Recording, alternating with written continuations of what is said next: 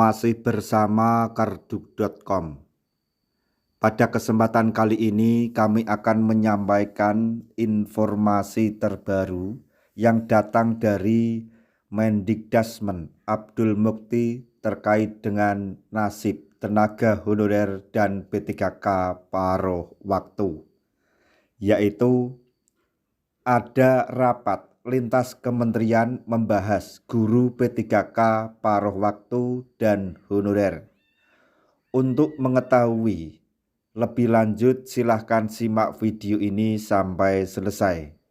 Tapi sebelum kami lanjutkan, bagi rekan-rekan yang baru menemukan channel ini, tekan like dan subscribe-nya, dan juga tekan lonceng notifikasinya supaya nanti bisa mengetahui informasi terbaru terkait dengan nasib tenaga honorer dan P3K paruh waktu di tahun 2026. Sekarang mari kita simak dan cermati pernyataan yang ada di video ini. Menteri Pendidikan Dasar dan Menengah atau Mendikdasmen Abdul Mukti mengatakan pemerintah sedang mencari solusi masalah guru P3K paruh waktu di Indonesia termasuk di daerah Cianjur. Pemerintah juga sedang mencarikan solusi terbaik terkait dengan nasib guru honorer yang belum mendapatkan tunjangan profesi guru atau TPG. Abdul Mukti mengatakan pihaknya telah menggelar rapat lintas kementerian dan kantor kementerian koordinator bidang pembangunan manusia dan kebudayaan atau Kemenko PMK untuk mencari solusi bagi guru yang berstatus P3K paruh waktu. Sudah kita atau pemerintah bahas di rapat lintas kementerian 2 hari lalu bersama Menteri Keuangan, Menteri Agama, Menteri Dalam Negeri, Kemenpan RB, dan Kepala BKN untuk mencari jalan terbaik bagi guru-guru berstatus P3K paruh waktu. Katanya sesudah menyerahkan revitalisasi Satuan Pendidikan di Cianjur, Jawa Barat, Sabtu 31 Januari 2025, maksudnya 2026. Diketahui, belakangan ini ramai memberitakan mengenai gaji P3K paruh waktu yang besarannya tidak seberapa. Namun, Abdul Mukti tidak menjelaskan apakah masalah gaji P3K paruh waktu juga dibahas dalam rapat tersebut. Banyak juga sorotan terkait nasib guru honorer yang belum terakomodasi dalam pengangkatan ASN P3K paruh waktu. Mendikdasmen Abdul Mukti mengatakan istilah guru honorer tidak ada dalam undang-undang.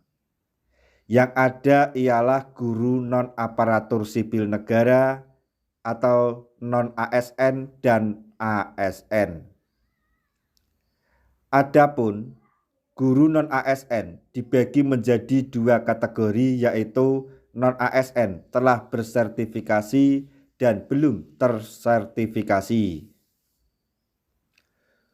Guru non-ASN yang bersertifikasi itu tunjangannya besar karena mereka bisa mendapatkan 2 juta rupiah per bulan, ditambah tunjangan tempat dia bertugas dan ditransfer ke rekeningnya masing-masing, kata beliau.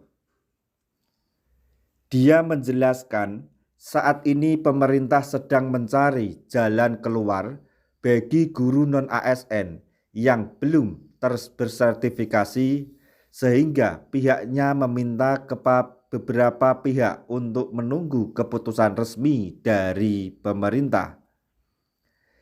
Kita, pemerintah, sedang mencari jalan keluar terbaik bagi non-ASN yang belum tersertifikasi. Tunggu ya sampai ada keputusan, kata beliau. Sementara itu, Dinas Pendidikan Pemuda dan Olahraga Kabupaten Cianjur menunggu keputusan pusat terkait nasib sekitar 1.576 guru honorer di Cianjur yang tidak masuk dalam usulan formasi pegawai pemerintah dengan perjanjian kerja atau P3K di tahun 2025 lalu. Kepala Bidang Guru dan Tenaga Kependidikan GTK Disdikpora Cianjur Wawan Setiawan mengatakan pemerintah Kabupaten Cianjur telah mengusulkan lebih dari 7.000 formasi P3K paruh waktu tahun 2025 terdiri dari guru dan tenaga teknis di sekolah. Untuk formasi tenaga pendidikan yang diajukan sebanyak 2.800 orang karena sudah terdata di Dapodik.